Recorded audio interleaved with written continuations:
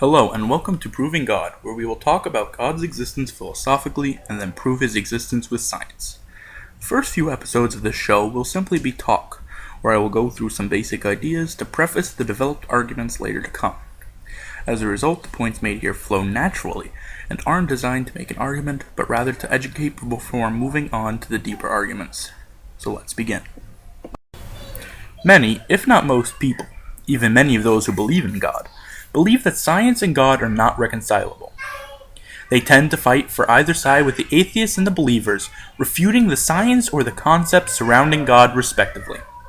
The fact is, however, that once you come to understand God, and the true facts that surround the story of creation, and the principles that determine what really happened in the Bible and in history, you can actually come to see that no matter what science says, it can never not only disprove God, but it cannot invalidate the proof of God we will discuss here. Which is a perfect segue into what we will discuss on this first issue of Proving God. Who or what is God, and what can he do? The reason that many atheists believe that God doesn't exist is that they think religion contends that God can do supernatural things, and is above the physical laws that govern the universe. Yet the fact is that God created the principles and laws that govern the universe, and is thus subject to them. This means to say that God cannot create a square whose sides are equal to its diagonals, or create a rock that is too heavy for him to lift, because doing so would be going out of the bounds he set upon himself in creating the universe.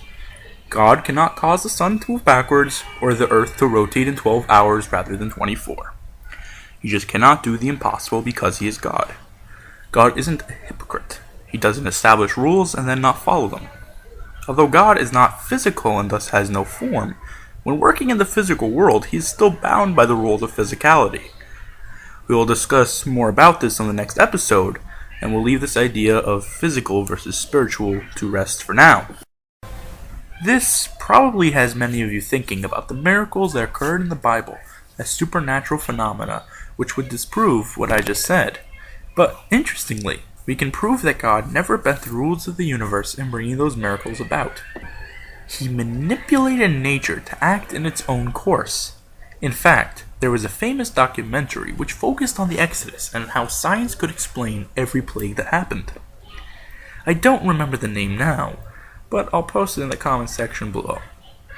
But an example from that movie was that a nearby exploding volcano at the time of the events of the Exodus caused iron deposits to rise up into the Nile, thus turning the water to the color of blood red, and causing the frogs to flee their aquatic homes in droves. Thus, the water turned to blood, and the frogs pestered the Egyptians. All the other plagues follow this natural course, according to the documentary, and can all be explained within the bounds of the natural course of the universe.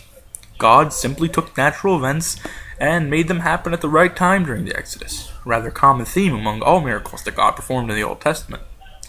So you can see that the most famous miracles in the Bible are simply incredibly well planned and extremely coincidental, to the point that we must conclude that some supernatural intervention happened, uses the natural order of the universe, and thus we know that it is more than possible, maybe even probable, that God didn't break the boundaries that the natural laws of the universe create.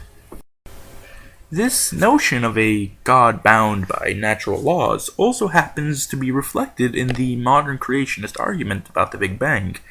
They contend that if it did happen, as science says it did, then that was God following the rules of the universe he had just created, with a single supercharged hydrogen atom, by further creating the rest of the universe naturally.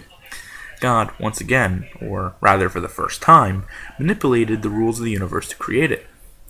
For those of you who doubt God because of the notion that he is all-powerful and governs the universe, you have adopted a false notion about God's existence because of a fallacy in your perception of what God can and cannot do. So, to sum it all up, we now understand that God, as conceptualized by all the major religions, is bound by the laws of the universe. He cannot break the laws of the universe, but he can manipulate within them to create works of wonder, and thus this atheist argument is false, and now defunct to all who take the time to truly understand the principle of God. And of course, this is a perfect segue into what we will discuss in next week's episode, the philosophy of God and nature. In this episode, we will discuss how God moves from the physical universe to the spiritual universe, and how God was able to create the universe from nothing. So tune back in next week as we move on with our proof of God. Quickly before I go, I just want to give a quick shout out to a literary journal which I was once published in that deals with philosophy, and is the source of one of my arguments I will make in a later episode. The literary journal is Poetica Victorian, a journal of classical poetry.